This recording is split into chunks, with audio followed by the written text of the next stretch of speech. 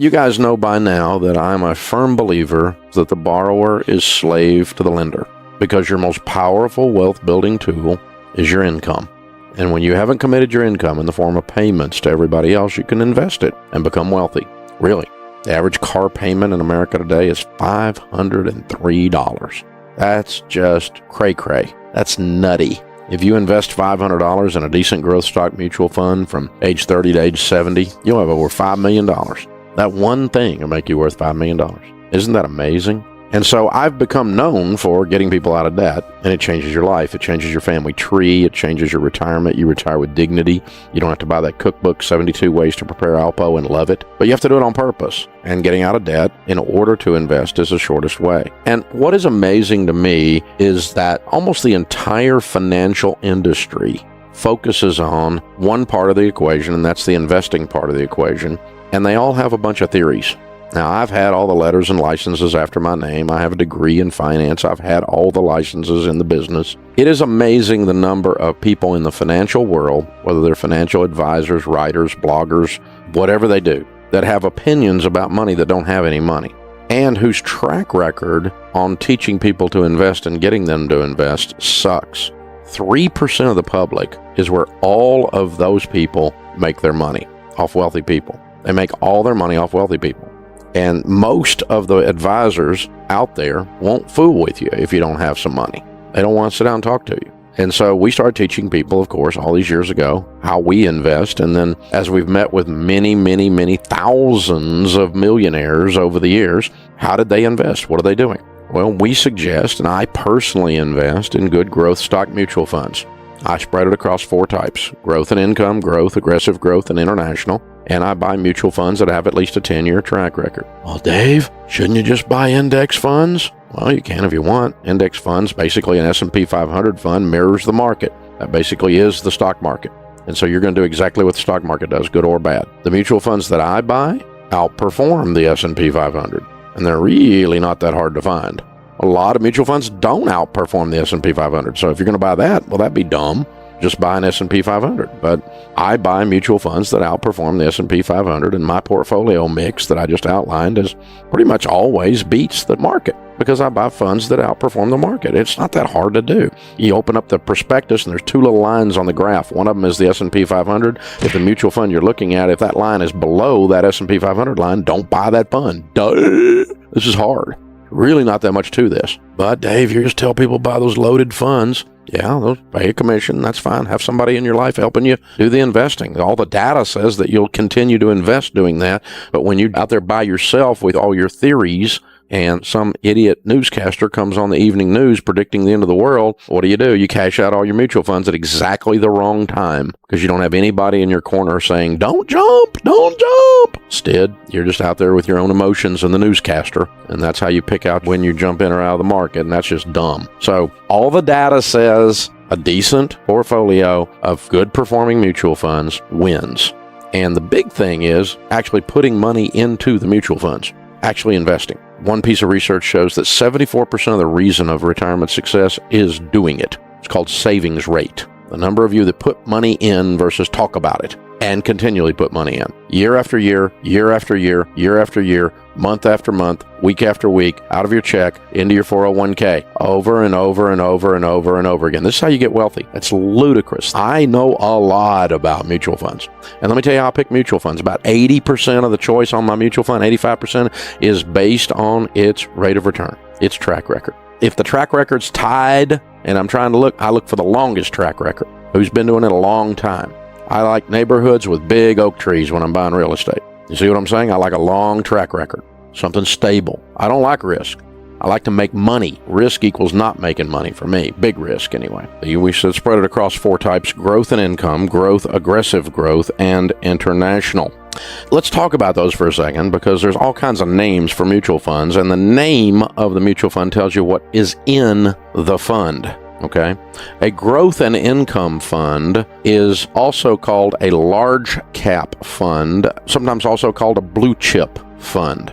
Now, the blue chip is the most expensive chip on the poker table, so that means these are big companies in this. Large cap is short for large capitalization. Large capitalization means these are large companies. And so your growth and income funds are large companies. Boring. Of the 4 types of mutual funds that I put money into and I recommend, this is the calmest. If you were to chart this volatility on this fund versus the stock market, you would see it's a lot calmer than the market.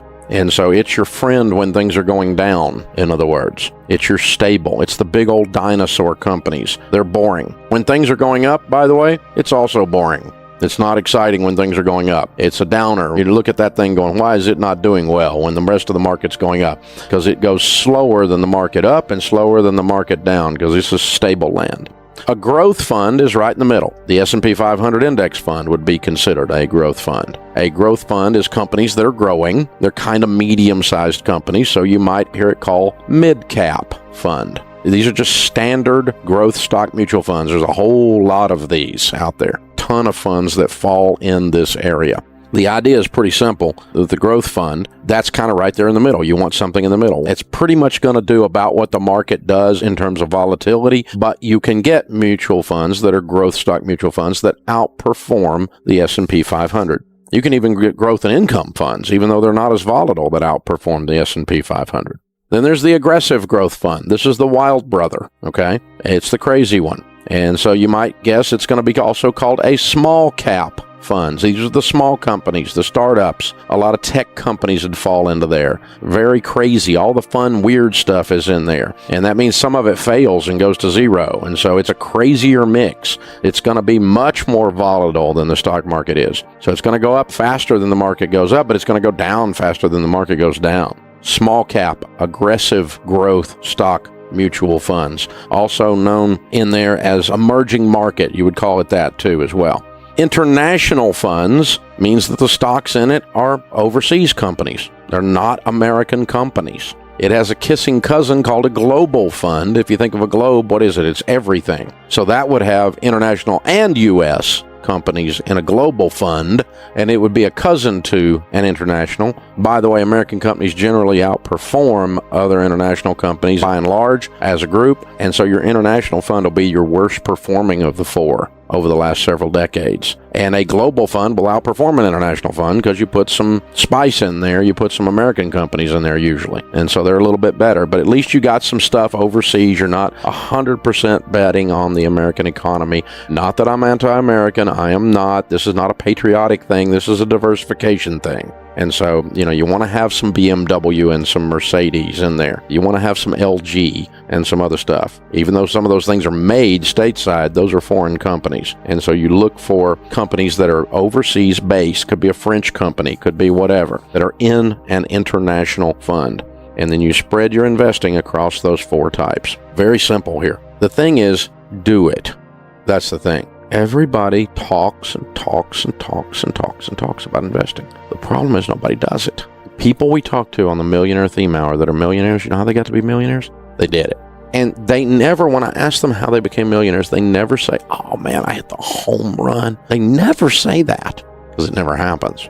Oh, Dave, I hit the home run. I got this mutual fund that went straight up and I made all my money in one good buy. My golfing buddy gave me a stock tip. I don't meet millionaires that did that. I hear stories about it, but a golfing buddy with a stock tip is like a golfing buddy with a fishing story, the one that got away. I mean, it's just everybody's got an opinion and it's all a bunch of crap. And so you just have to really stop and go slow and steady. Actually investing is the way. It's the way. It's the only way to go. So growth and income, growth, aggressive growth, international. Don't chase the returns.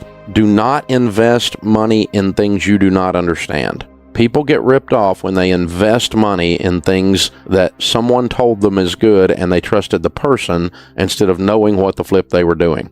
All these athletes you read about, the NFL stars, and they lost $10 million or they made $100 million and it's all gone. And, you know how they lose their money? Because they give it to someone else to handle and they don't even look at it. And then they're shocked to find out that person was a crook. That's how you lose your money. It's your money, just like it's your kids, which means you have to make it behave, just like you have to make your kids behave. You have to do that. If you want good kids, that's how it's going to happen. If you want money, that's how it's going to happen. You have to understand it. Now, you don't have to have a master's degree in finance. This stuff is not rocket science. It is really not that difficult. mean, you really, really seriously have to do this, and you have to understand what the money is going into. Do not put money in it. That's why when you're buying insurance, when you're getting a mortgage, doing your investing in mutual funds, that's why when you do all of that, that you have to understand what you're doing. And the only way you're going to do that is when you're picking someone to help you in one of those areas. You're doing your estate plan if it's complicated. You're doing your taxes if they're complicated, that kind of thing. You need someone sitting on the other side of the table that is not a salesperson, but they have the heart of a teacher, not the heart of a salesperson. I'm an easy sale once I understand something, but until I understand it, I'm not putting a dime in it. I'm not going forward with this. It's that simple. Here is a key point from Dave Ramsey. Dave Ramsey emphasizes that the key to financial success is avoiding debt. He strongly believes that debt is a major obstacle to building wealth and advises people to get out of debt as quickly as possible. According to Ramsey, the average car payment in America is $503, which could instead be invested to grow significantly over time. By avoiding debt, individuals can use their income to invest and build wealth rather than making payments to creditors. Ramsey also highlights the importance of budgeting and having a clear financial plan. He suggests that creating a budget allows you to control your money and allocate funds towards savings and investments.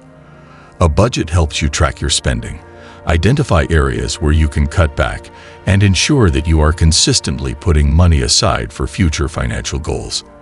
This disciplined approach is crucial for achieving long-term financial stability and success. Another essential principle from Ramsey is investing wisely. He recommends investing in good growth stock mutual funds and diversifying across different types of funds, such as growth and income, growth, aggressive growth, and international funds. By selecting mutual funds with a solid track record and consistently investing over time, individuals can build substantial wealth. Ramsey also advises against chasing high returns or investing in things you do not understand, as these practices often lead to financial losses.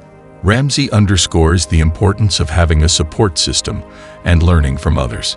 He points out that many people in the financial industry focus on advising wealthy clients, but his approach aims to help everyone, regardless of their current financial status. He advocates for finding financial advisors who have the heart of a teacher rather than a salesperson. These advisors can provide valuable guidance and support, helping you stay on track with your financial goals and making informed investment decisions. Finally, Ramsey emphasizes the need for continuous learning and understanding of your investments.